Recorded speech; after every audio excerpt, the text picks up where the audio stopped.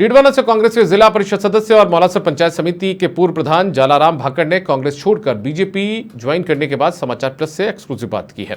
वर्तमान विधायक चेतन डूडी पर कई गंभीर आरोप लगाए हैं। साथ ही बीजेपी में आने का मकसद और किसके प्रभाव से बीजेपी ज्वाइन की, प्रधानमंत्री नरेंद्र मोदी की रीति और नीति से कितने प्रभावित हैं, इन सब मुद्दों पर खुलकर बात की हमारे संवाददाता हनीफ खान से। जिला परिषद के सदस्य और पंचायत समिति मौलासर के प्रथम प्रधान जालाराम भाकड़ ने लगातार कांग्रेस की सेवा करने के बाद अचानक से ही कल भारतीय जनता पार्टी ज्वाइन कर ली। प्रधान जी, अचानक ऐसे क्या हुआ? इतनी कौन सी ऐसी बात होगी जिसको लेकर आपने कांग्रेस पार्टी को छोड़ने का निर्णय कर लिया और भारतीय जनता पार्टी में चले गए?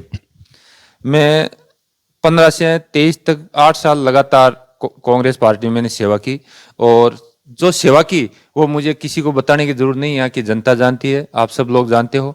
मैंने ईमानदारी से कांग्रेस पार्टी की सेवा की, लेकिन पिछले 5 साल से मैं जिस तरह से प्रताड़ित हुआ वो या तो मैं जानता हूं, या ऊपर वाला जानता है, या यहाँ के लोकल विधायक जानते हैं। आपने भारतीय जनता पार्टी ज्वाइन की, आपके साथ ही डीडवाना पंचायत समिति के 2 बार प्रधान रहे भगवानाराम बुर्डक, एक बार उनकी पत्नी रही, एक बार वो खुद रहे।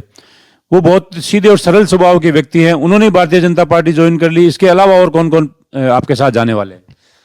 मैं बताना चाहता हूं कि अब कुछ नहीं बचा है कांग्रेस में, क्योंकि पिछले 5 साल में जिस तरह से कांग्रेस कार्यकर्ताओं की अनदेखी हुई है, और आज हर आदमी भय की वो माहौल में जी रहे हैं। जब कोई कार्यकर्ता मेरे पास आके बैठता तो लोगों में इस तरह का माहौल पैदा कर दिया कि ये जालाराम के पास बैठ गया तो उन लोगों का काम नहीं होता। तो वो लोग मतलब भय की राजनीतिक यहाँ माहौल बना रखा था, और भय में वो लोग थे।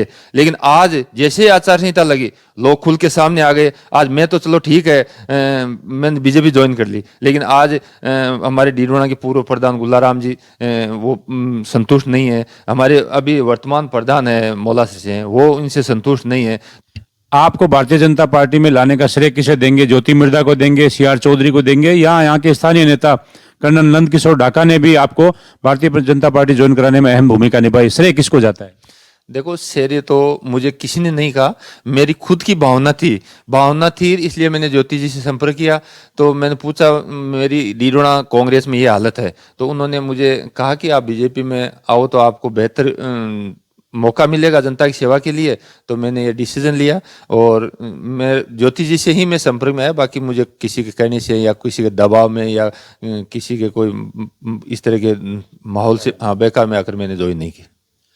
अब आगे क्या कदम रहेगा? क्योंकि जब भी कोई बड़ा नेता पार्टी छोड़कर दूसरी पार्टी में जाते हैं तो उन्हें टिकट का आश्वासन दिया जाता है, टिकट की उनकी प्रबल जो इच्छा होती है वो जब पूरी नहीं होती है एक पार्टी में तो दूसरी पार्टी में चले जाते हैं। तो क्या कांग्रेस में छोड़ने के बाद भारतीय जनता पार्टी से डीडवाना से दावेदारी करेंगे? क्योंकि अभी फिलहाल डीडवाना की टिकट को लेकर असमंजस बना हुआ है। देखो, मैं कांग्रेस में था ना, ठीक है, टिकट मांगना एक प्रक्रिया मैंने टिकट मांगा था, लेकिन मुझे अगर यहाँ मान और सम्मान मिलता तो मैं कांग्रेस भी रह जाता, मेरे कोई स्थिति नहीं थी। लेकिन टिकट मांगना कोई बुरी बात थोड़ी है। टिकट तो आज बीजेपी में 20 आदमी मांग रहे हैं, और 20 में से 1 को टिकट मिलेगी, लेकिन इनमें इतना भाईचारा, इतना प्रेम और इतना मतलब तालमेल है कि सब लोग आज एक जगह बैठते हैं। जो पार्टी का प्रोग्राम होता है वो एक जगह बैठते हैं, पार्टी की बात करते हैं, पार्टी मजबूत करने की बात करते हैं।